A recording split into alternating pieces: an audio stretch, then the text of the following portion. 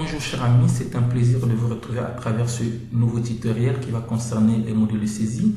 Le modèle de saisie est un schéma d'écriture prédéfini dont le but d'enregistrer facilement des écritures récurrentes, telles que les ventes de marchandises. Donc au lieu à tout moment de passer cette écriture, il vous suffit donc de prédéfinir une écriture qui pourra être reprise à tout moment, et dans ce cas vous ne ferez que faire entrer des informations essentielles pour pouvoir donc enregistrer une écriture de vente. Mais également les modèles de saisie servent à prédéfinir des écritures longues telles que les écritures de paye et qui sont très longues.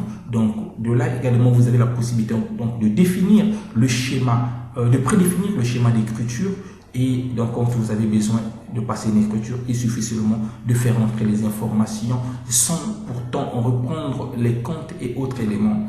Alors, donc, rapidement, je vais vous montrer comment créer un modèle de saisie à partir d'une écriture existante.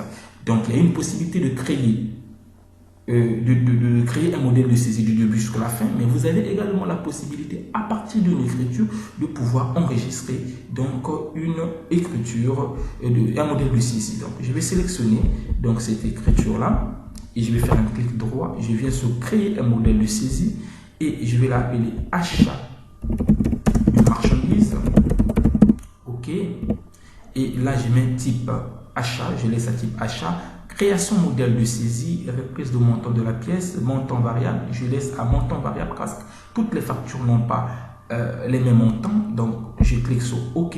Mon modèle de saisie, excusez-moi, a été créé. Il suffit d'aller sur structure, modèle de saisie pour pouvoir retrouver donc mon modèle de saisie achat de marchandises. Je double-clique là-dessus.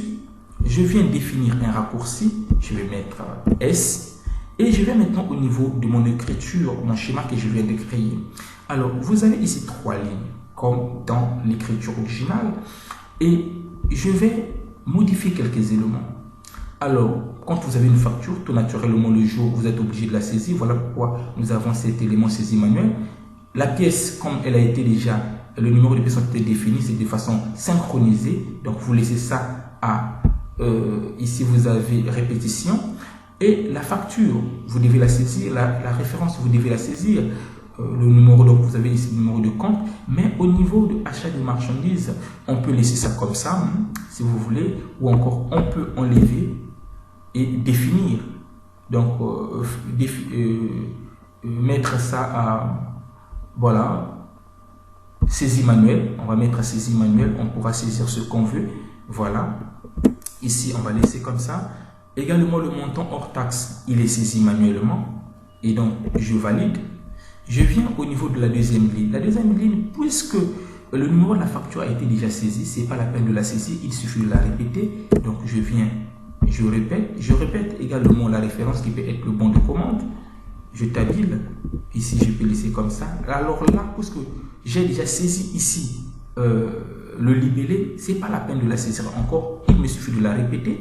Je pars au niveau du montant de la TVA, parce que nous sommes sur la ligne 2. Le montant de la TVA, on ne la saisit pas.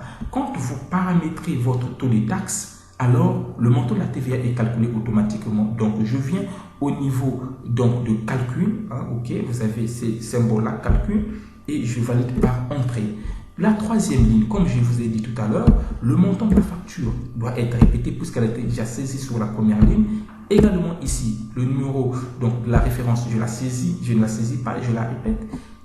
Là également, le libellé, je la répète. Je viens ici au niveau donc du crédit du compte 400 en fournisseur.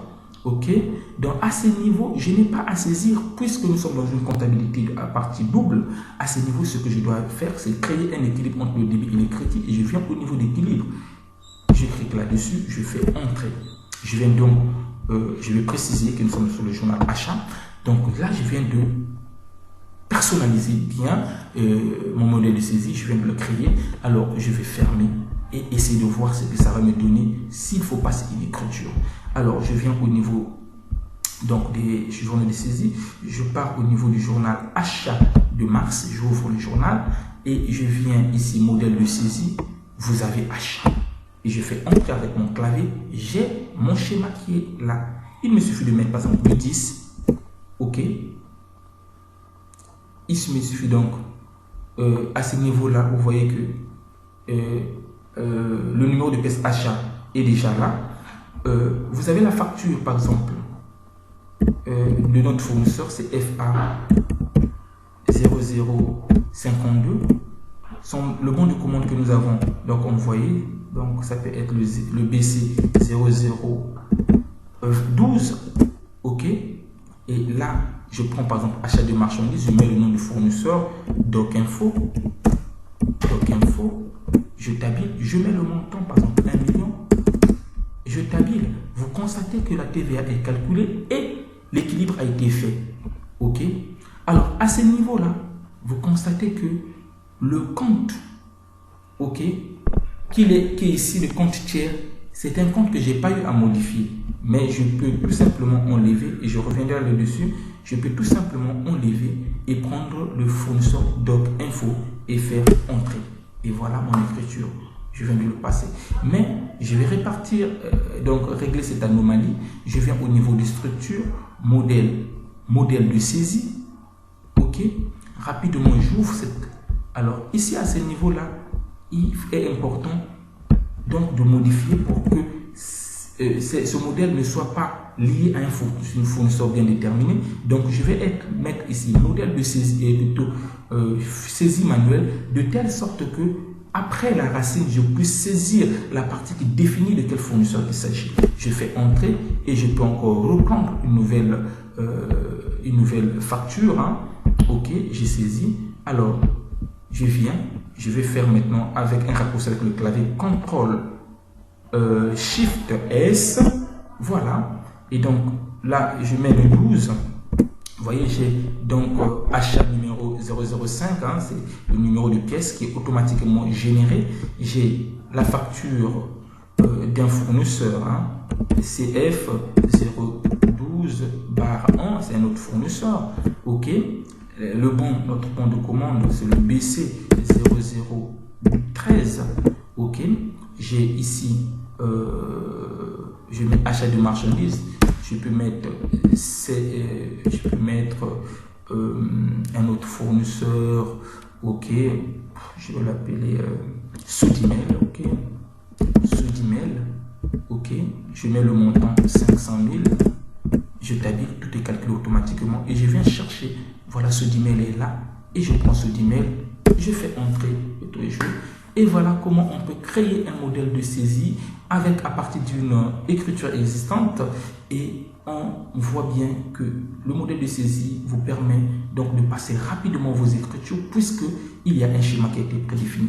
Merci à tous ceux qui ont suivi cette vidéo. Je suis à votre disposition pour diverses questions. Nous nous retrouvons donc au prochain tutoriel. Portez-vous bien et je vous rappelle, aujourd'hui c'est le 1er novembre, c'est le jour de mon anniversaire. Je vais m'éclater en ensemble.